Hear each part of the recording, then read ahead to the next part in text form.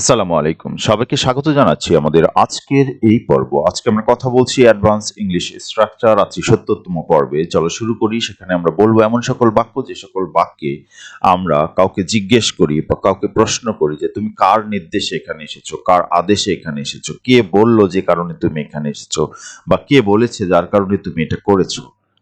এই ধরনের প্রশ্ন যখন আমরা কাউকে করি তখন আমরা এর বিপরীতে ইংরেজি কে বলল বা কার আদেশে বা কার নির্দেশে এই কথার বিপরীতে আমরা যে ইংরেজি টার্মগুলো ব্যবহার করি those are at whose behest, কার নির্দেশে, বাই হুজ অর্ডার, কার আদেশে, বাই হুজ কমান্ড, কার নির্দেশে বা আদেশে, অথবা by whose request.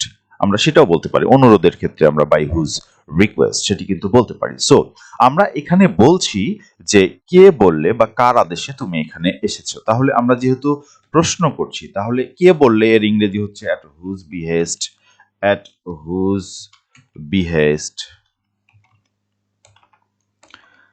At whose behest, কার আদেশে।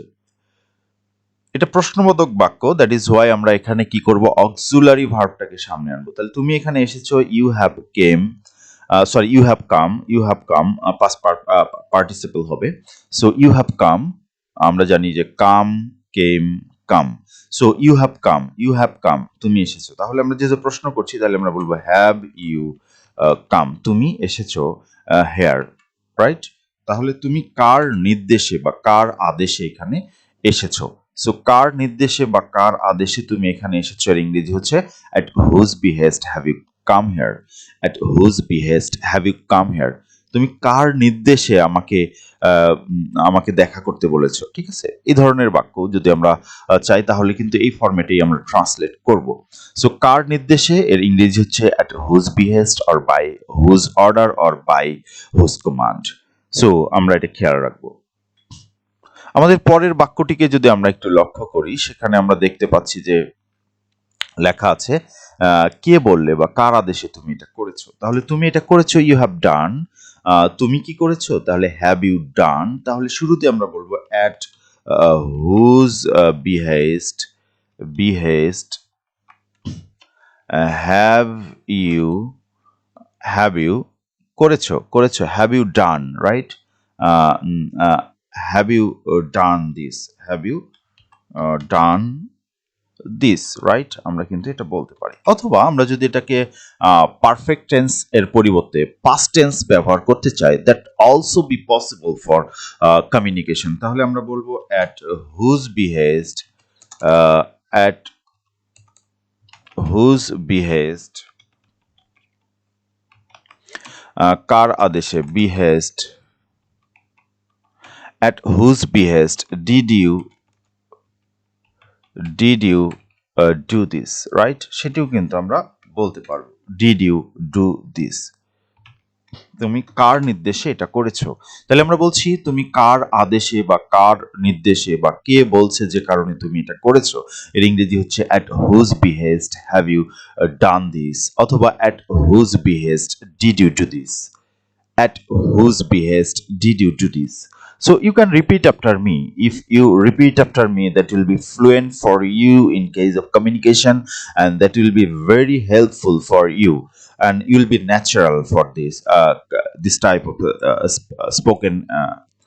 spoken case. So আমার সঙ্গে তোমরা এটাকে রিপিট করতে পারো, so that you are capable to throw this speech in front of any situation, in any situation আমরা সেটা বলতে পারি। সো তোমাকে যদি আমরা বলি যে কে বললে বা কার আদেশে তুমি যাবে, তুমি যাবে, you will go, right? You will leave, you will go, you will leave. Then আমরা বলবো at whose behest, at whose behest, at whose behest মানে হচ্ছে কার আদেশে তুমি যাবে। তাহলে তুমি যাবে, আমরা যেহেতু প্রশ্ন করছি, তুমি যাবে এর ইংরেজি হচ্ছে ইউ উইল গো। বাট প্রশ্ন করার ক্ষেত্রে আমরা জানি অক্সিলারি ভার্বটি সামনে আসে, তাহলে আমরা বলবো উইল ইউ গো বা লিভ আমরা বলতে পারি, এটা ভালো ইংরেজি। সো তুমি কার নির্দেশে যাবে, ঠিক আছে, তুমি কার নির্দেশে খাবে, দেন আমরা বলবো at whose behest will you eat, at whose behest will you sleep, তুমি কার নির্দেশে ঘুমাবে, at whose behest will you do this, তুমি কার নির্দেশে এটা করবে। রাইট, আমরা কিন্তু বলতে পারি।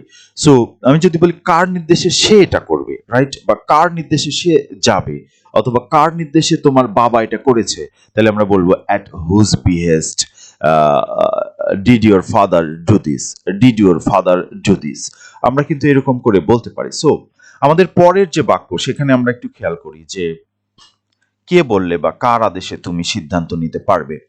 কে বললে, at whose behest, at whose behest, at whose behest,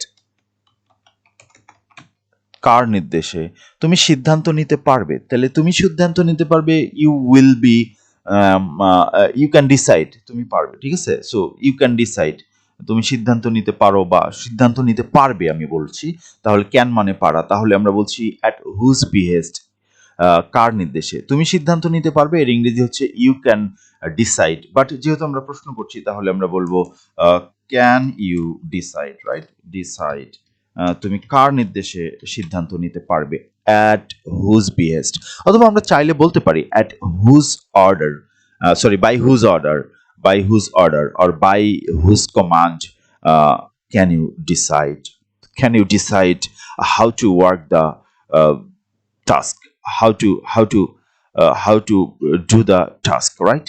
So আমরা এই ধরনের প্রশ্নকে আমরা বিভিন্নভাবে এক্সটেন্ড করতে পারি আমরা চাইলে, বাট আমরা আপাতত সিম্পল সেন্টেন্স আছি, কে বললে বা কার আদেশে আমাকে যেতে হবে বা কার অনুমতি নিয়ে আমরা যেতে চাই, তাহলে বাই হুজ অর্ডার, অথবা আমরা যদি অনুমতির কথা বলি দেন আমরা বলবো বাই হুজ পারমিশন, রাইট, অথবা আমরা যদি বলি যে না আমরা আসলে কার আদেশে বা কার নির্দেশে বলবো, তাহলে আমরা চাইলে বলতে পারি at whose behest, right, at whose behest আমরা যেতে পারবো, আমরা যেতে পারবো মানে উই ক্যান গো, ঠিক আছে, উই ক্যান গো, আমরা যেতে পারবো, সো বা যেতে পারি, রাইট, আমরা যেতে পারি,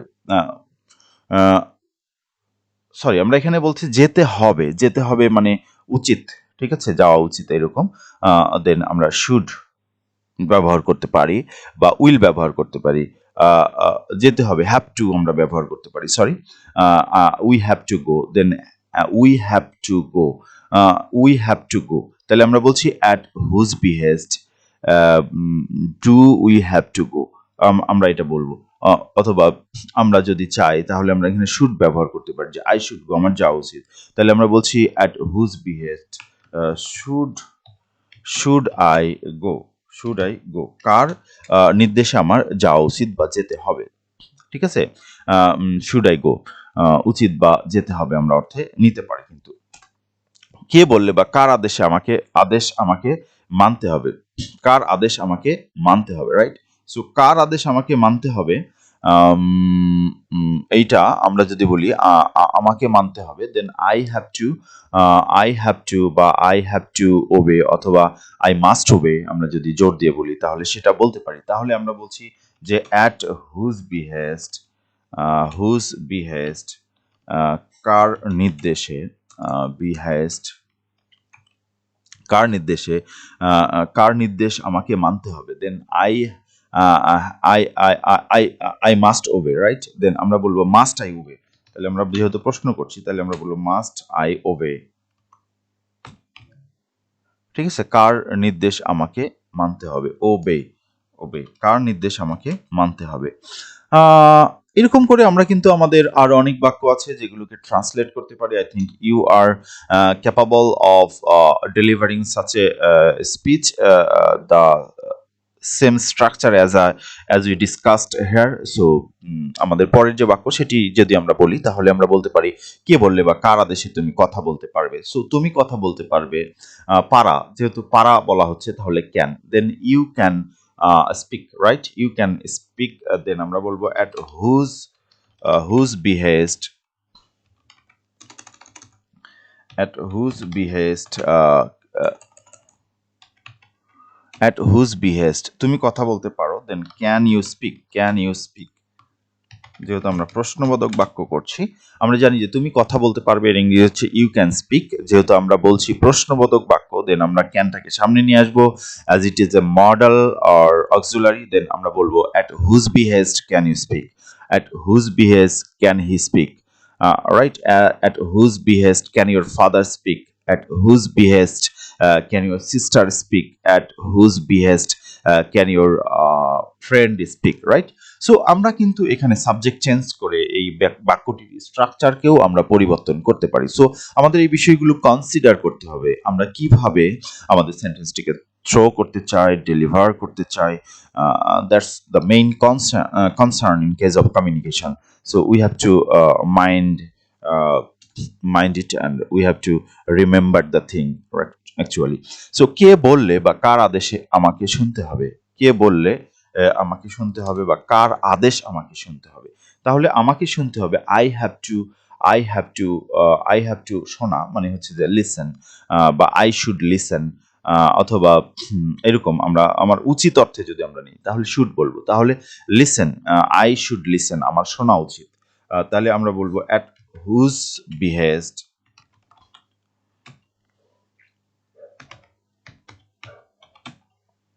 at whose behest should I listen, ঠিক, should I listen, কার কথা আমাকে শুনতে হবে, বা কার আদেশ আমাকে শুনতে হবে, রাইট, বা কে বললে আমাকে শুনতে হবে, বা আমার শোনা উচিত অর্থে আমরা কিন্তু এখানে ব্যবহার করছি মেইনলি। সো আমরা এই বিষয়টি কনসিডার করব। আমাদের পরের যে বাক্য সেখানে বলা হচ্ছে কার আদেশ তুমি, কে বললে তুমি বিশ্বাস করবে, বা কার আদেশ তুমি বিশ্বাস করবে। এখানে কার আদেশ আমরা না নিতে পারি, এটা অর্থ হচ্ছে একটু অন্যরকম হচ্ছে। আমরা বলবো কে বললে তুমি বিশ্বাস করবে। সো আমরা বলছি কে বললে তুমি বিশ্বাস করবে, কে বললে মানে হচ্ছে at whose behest, at whose behest তুমি বিশ্বাস করবে, you will believe, then will you believe, আমরা বলবো will you believe, will you believe, right? তাহলে আমরা বলছি উইল ইউ বিলিভ, কার কথা তুমি বিশ্বাস করবে। অ্যাট হুজ বিহেস্ট কে বললে, বা কার আদেশ, বা কে নির্দেশ করলে, ঠিক আছে, তুমি বিশ্বাস করবে, কে বললে তুমি বিশ্বাস করবে, বা কার কথা তুমি বিশ্বাস করবে, এই ধরনের অর্থে কিন্তু আমরা এই বাক্যটি প্রয়োগ করতে পারি। এখানে বলা হচ্ছে কে বললে বা কার আদেশে তুমি সন্দেহ করতে পারবে, ঠিক আছে। সো অ্যাট হুজ বিহেস্ট তুমি পারবে, ক্যান ইউ জাস্ট, সন্দেহ করা মানে হচ্ছে আমরা এখানে বলবো ডাউট, ক্যান ইউ ডাউট, ঠিক আছে। At whose behest, sorry, at whose behest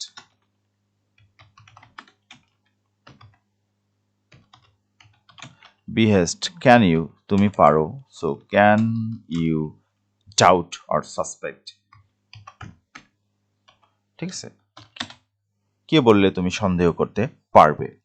আচ্ছা, এরপরে আমরা দেখছি যে কে বললে বা কার আদেশে তোমাকে চিন্তা করতে হবে, ঠিক আছে। You have to you have to think, আমরা বলতে পারি ইউ হ্যাভ টু অরি, বা ইউ শুড অরি, ঠিক আছে, কে বললে তোমার চিন্তা করা উচিত। তাহলে আমরা বলবো at whose whose behest behest তুমি চিন্তা করতে হবে, মানে আমরা এটাকে যদি বলি যে তোমার চিন্তা করা উচিত, এই অর্থে আমরা যদি নিই তাহলে আমরা বলবো শুড ইউ অরি, অরি, অরি মানে হচ্ছে চিন্তিত হওয়া, আমরা নেগেটিভ চিন্তার অর্থে এটা ব্যবহার করি। So that's all for today. আমাদের পরের যে পার্ট সেটি হচ্ছে হোমওয়ার্ক। এখানে আমরা বলছি কে বললে তুমি বিচার করতে পারবে, কে বললে তোমাকে ক্ষমা চাইতে হবে, কে বললে তোমাকে অভিযোগ করতে হবে, কে বললে তুমি দাবি করতে পারবে, বা কার আদেশে তুমি বিচার করতে পারবে, কার আদেশে তুমি ক্ষমা চাইতে আহ, তোমাকে তোমাকে ক্ষমা চাইতে হবে, কার আদেশে তোমাকে অভিযোগ করতে হবে, কার আদেশে তুমি দাবি করতে পারবে। সো এই বাক্যগুলোর ট্রান্সলেশন কি হবে, আই থিঙ্ক যে তোমরা পারবে, এবং সেটা কমেন্টস বক্সে লিখে জানাবে। ধন্যবাদ, আসসালামু আলাইকুম।